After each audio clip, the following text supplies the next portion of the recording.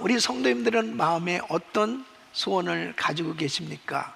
우리가 살아가면서 우리 가정에 필요한 것, 우리 삶의 터전에 또 우리 교회에 꼭 필요한 것이 무엇일까요? 사람들마다 나름대로 정말 필요한 것을 구하면서 살고 있는데, 정말 우리에게 꼭 필요한 것은 하나님께서 주시는 부흥입니다. 하나님께서 주시는 이 부흥은 바로 하나님께서 주시는 생명을 경험하는 거예요. 그래서 이 부흥이 임하면 살아나는 역사가 일어나는 것입니다. 우리 심령이 살아나고, 우리 가정이 살아나고, 우리 교회가 살아나고, 우리의 공동체가 살아나게 되는 것입니다. 부흥이 절실히 필요한 때예요.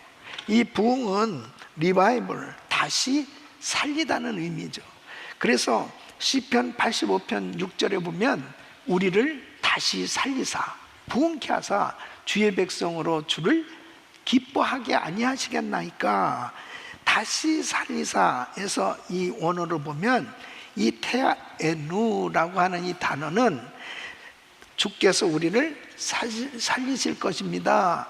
주께서 우리에게 생명을 주십시오. 주께서 우리를 소생시키시옵소서라고 하는 의미예요. 그러니까 여기서 생명을 얻다라고 하는 이 단어, 이 원어 히브리어의 하야는 살아나다, 회복되다, 이 소생하다라고 하는 이 의미는 바로 부흥, 리바이벌이라는 이 표현이 이 원어에서 하야라고 하는 이 단어에서 나오는 이 같은 개념으로 뜻하고 있는 것입니다. 그래서 이 부흥이라고 하는 것은 이 새로운 것을 만드는 게 아니고, 우리가 예수를 믿을 때 이미 하나님께서 생명을 주셨단 말이에요. 이 뜨거운 은혜와 열정을 가지고 신앙생활 하다가 어느 순간부터 이 식어지는 것을 경험하죠. 이 순간 식어져 버린 믿음과 이 열정과 이 영성을 하나님께서 다시 살아나게 하시는 이 역사, 이것이 바로 부흥입니다. 그래서 이 부흥은 사람이 만들어내는 이 운동이 아니고, 하나님께서 죽어가는 심령에 다시 이 생명을 불어넣어 주시는 이 하야의 역사, 이 부흥의 역사인 거예요. 그래서 하나님께서 다시 살리시는 이 부흥을 주실 때 잃었던 기쁨이 회복되고, 예배가 회복되고, 그리고 교회가, 우리 성도들이 세상을 향한 이 사명을 감당하게 되는 걸 볼 수 있습니다. 정말 이 부흥이 임해야 됩니다. 성경이 말하는 이 부흥은 언제나 이 관계의 회복에서부터 시작되는 것을 보게 됩니다. 하나님과의 관계가 회복될 때 예배가 회복되고, 사랑과의 관계가 회복될 때 이 공동체가 살아나게 되는 것을 보게 됩니다. 그래서 무너진 관계의 담이 허물어질 때 하나님의 은혜와 그 생명이 다시 흘러 넘치게 되어지는, 이것이 바로 성경이 말하는 부흥이에요. 그래서 이 부흥의 역사가 있을 때 생수의 강이 흘러 넘치는 그런 기쁨과 은혜가 넘치는 그런 삶이 되어질 수 있습니다. 예수 그리스도를 믿는 우리 성도들 심령에 이 부흥을 누릴 수 있기를 예수 이름으로 축원합니다. 창세기 2장에 보면은 에덴 동산을 하나님께서 아담과 하와에게 주셨어요. 근데 이 에덴 동산은 정말 하나님의 이 부흥이 충만한 곳이었습니다. 넘치는 은혜가 있었단 말이에요. 하나님과 사람 사이에 막힘도 없죠. 사람과 사람 사이에 사랑과 신뢰가 넘치는 그런 은혜가 있는 곳이 에덴 동산이었습니다.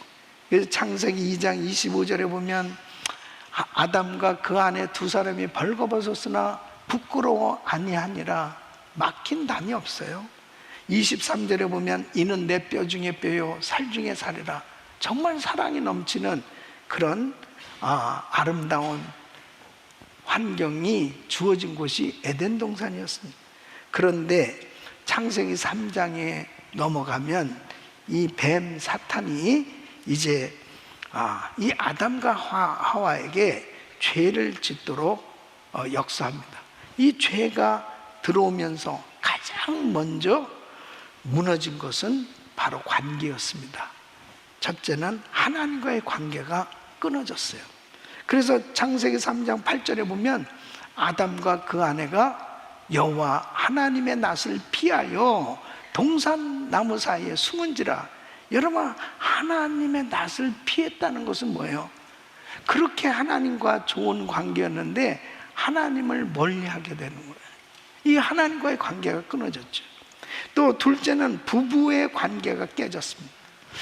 창세기 3장 12절 보면 이제 아담과 하와가 선악과를 먹었어요. 그리고 하나님께서 아담에게 물어봅니다. 아담아, 누가 너더러 선악과를 먹게 했냐? 그랬더니 아담이 가르다 하나님이 주셔서 나와 함께 하게 하신 여자, 그가 그 나무 실과를 내게 주므로 내가 먹었나이다. 얼마나 치사한 얘기입니까?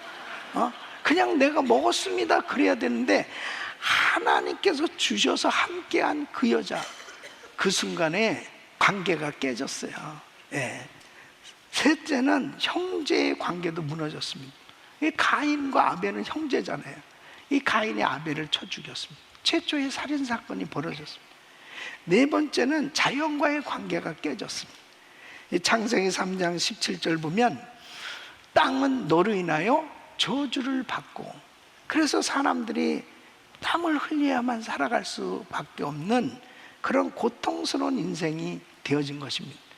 그래서 결국 이 죄로 인해서 관계가 다 무너진 그런 상태에서 이제 예수 그리스도께서 이 땅에 오심으로 그 막힌 담을 다 허시기 위해서 십자가를 지신 거예요.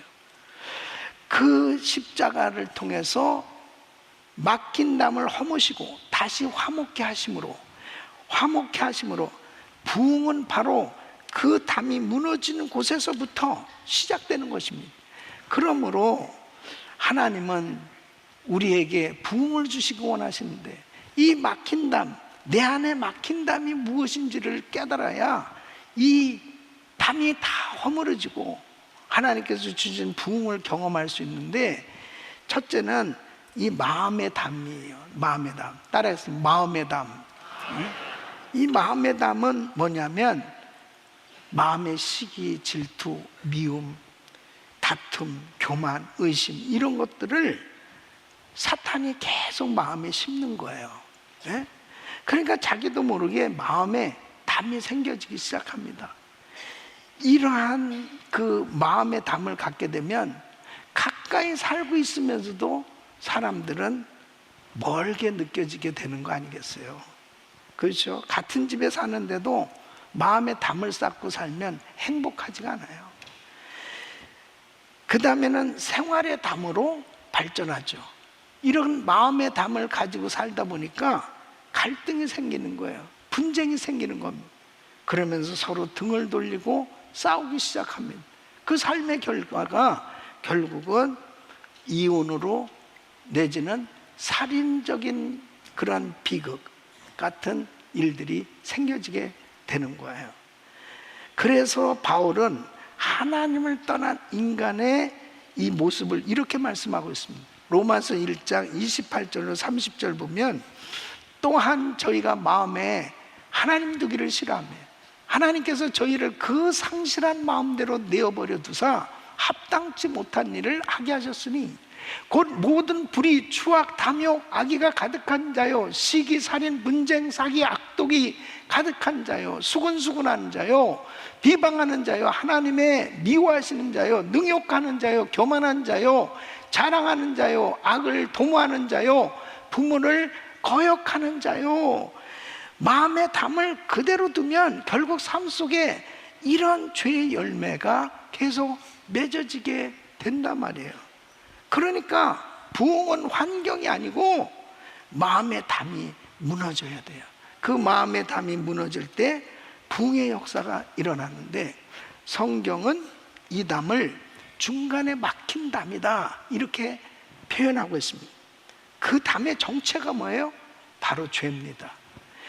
그래서 죄가 있는 곳에는 평강이 없는 거예요. 죄가 있는 곳에는 기쁨이 없어요. 죄가 있는 곳에는 기도가 막힐 수밖에 없고 하나님의 은혜가 흐르질 않습니다. 그러므로 이 문제가 해결돼야 되는데 이 문제를 해결해 주신 분은 예수 그리스도십니다.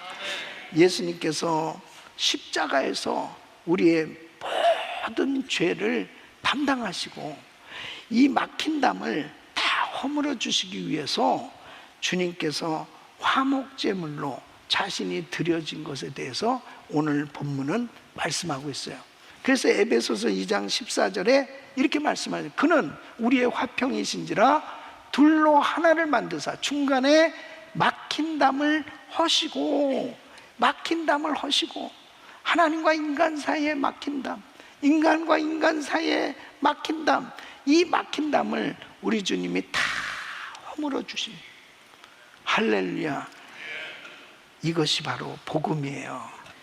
오늘 이 말씀 가운데 우리 성도님들 살아가면서 여러분 마음에 정말 쌓여진 이 막힌 담, 또 여러분 가정에 만들어진 막힌 담, 우리가 살아가면서 관계 가운데 막혀진 담이 있다면 오늘 다 허물어지는 역사가 있기를 축복합니다. 다 허물어져야 돼요.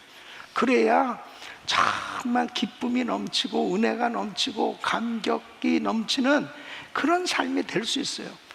저는 정말 제 마음 가운데 간절한 바람이 뭐냐면 믿음의 선포처럼, 우리 가정 천국입니다, 우리 교회 행복합니다, 바로 우리 성도들의 신앙생활이 그렇게 기쁨이 넘치고 감격이 넘치고 은혜가 넘치고 행복이 넘치는 그러한 가정, 그런 교회가 되기를 소원하는 거예요.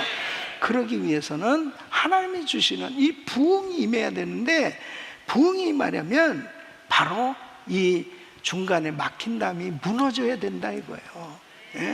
하나님께서 중간에 막힌 담을 허물어 주시기 원하시는데 이 막힌 담이 무너지려면 첫째, 회개하면 막힌 담이 무너진다는 것입니다. 여러분, 오늘 이 본문 말씀은 바로 예수님께서 이 땅에 오신 목적을 아주 분명하게 말씀하고 있습니다. 그 첫째는 하나님과 화목하게 하시기 위해서 오셨다는 거예요. 이 16절 말씀에 보면 또 십자가로 이 둘을 한 몸으로 하나님과 화목하게 하려 하심이라 원수된 것을 십자가로 소멸하시고, 죄로 인해서 인간이 죄를 지음으로 하나님과 원수되었단 말이에요.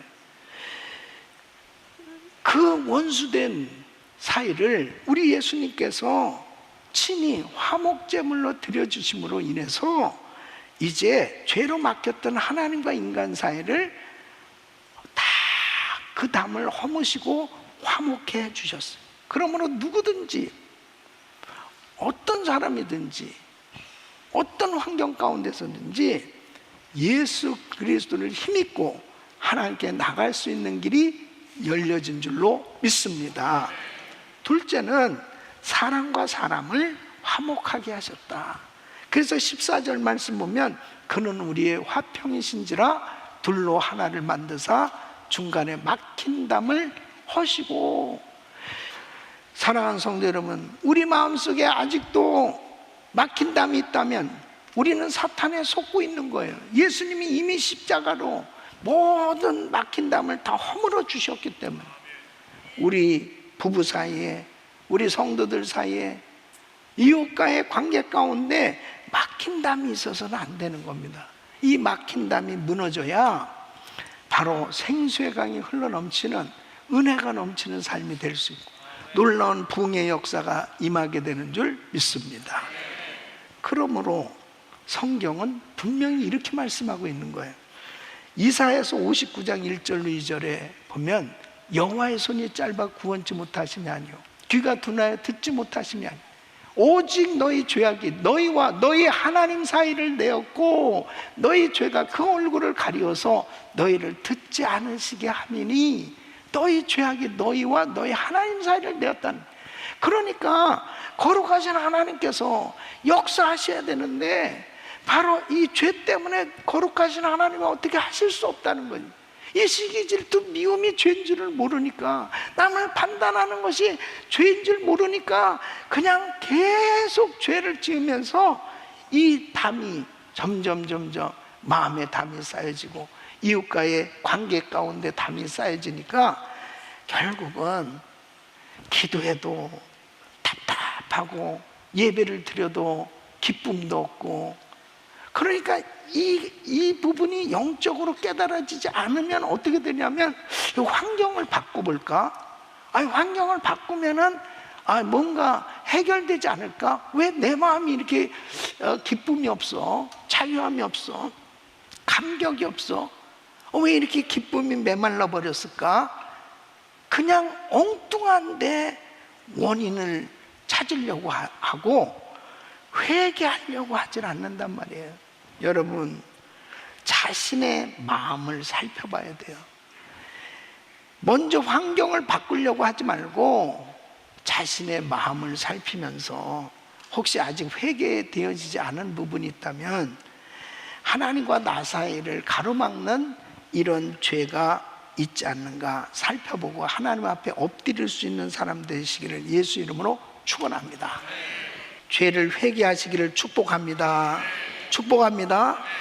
우리 마음속에 아직도 막힌 담이 있다면, 마음의 평안함이 없다면 여러분 철저히 하나님 앞에 회개할 때 그 막힌 담이 다 무너지고 하나님이 참된 평안함을 주실 줄 믿습니다. 두 번째는 용서하면 막힌 담이 무너진다는 거예요. 여러분, 막힌 담이 무너지지 않는 두 번째 이유가 뭐냐면 화해와 용서가 없기 때문이라는 거예요.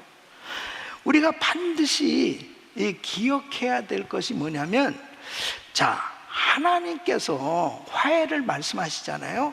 그 화해를 말씀하실 뿐 아니라 우리 하나님은 먼저 화해를 시작하셨다 하는 거예요.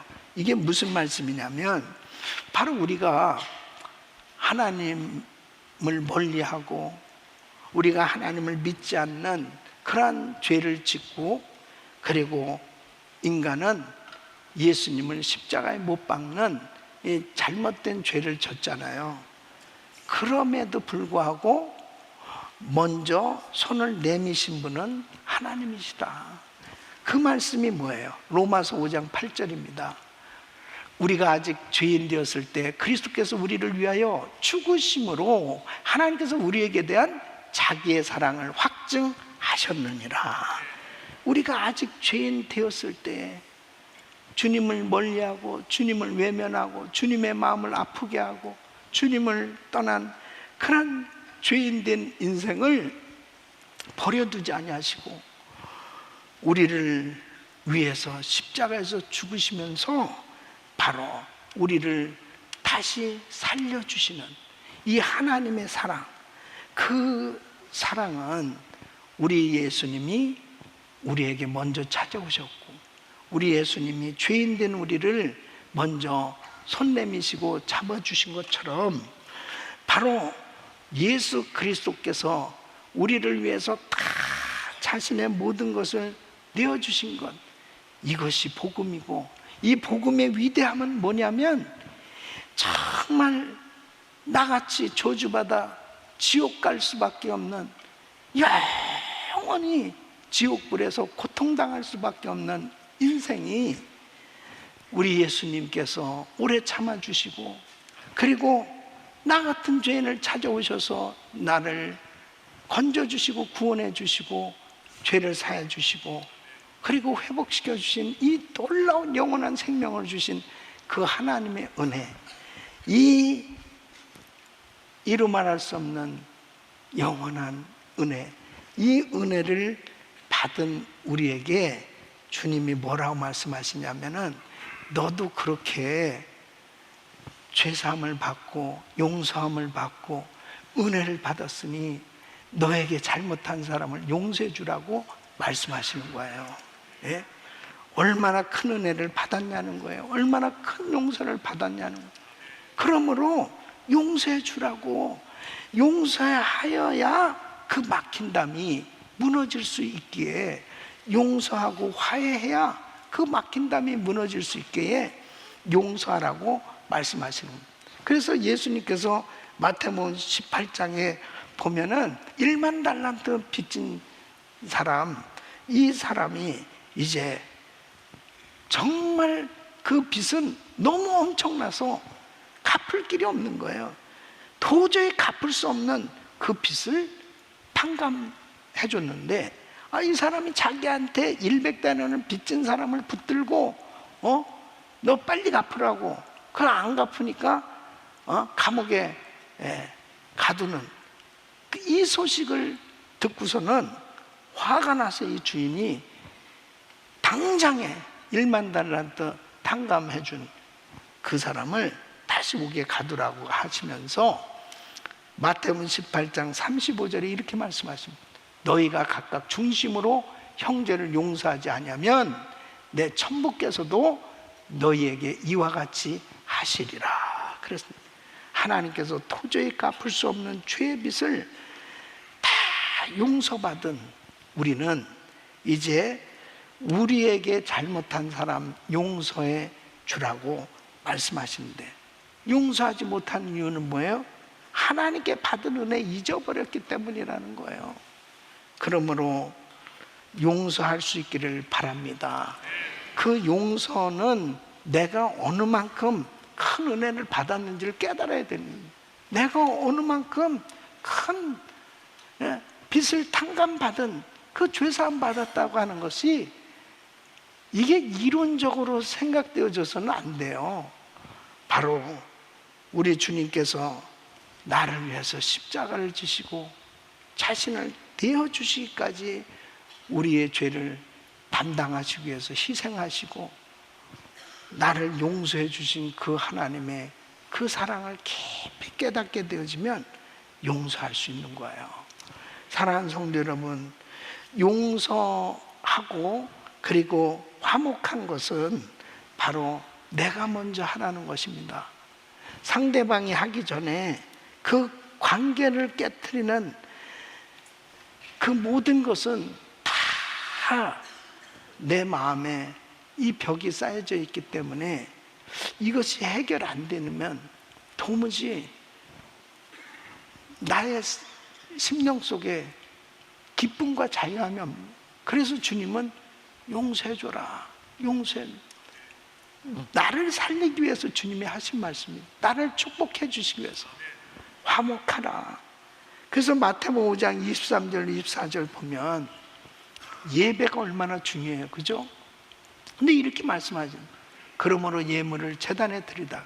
거기서 내 형제에게 원망 들을 만한 일이 있는 줄 생각나거든. 예물을 제단 앞에 두고 먼저 가서 형제와 화목하고 그 후에 와서 예물을 드리라. 먼저 화해하고 그 후에 예물을 드릴 것을 말씀하십니다. 이건 뭐예요? 바로 그 담이 무너져야 바로 하나님께서 기뻐하시는 예배가 될 수 있다는 거예요. 담이 계속 쌓여진 가운데 하나님 앞에 드리는 예배가 어떻겠어요? 계속 불편한 거예요. 힘든 거예요.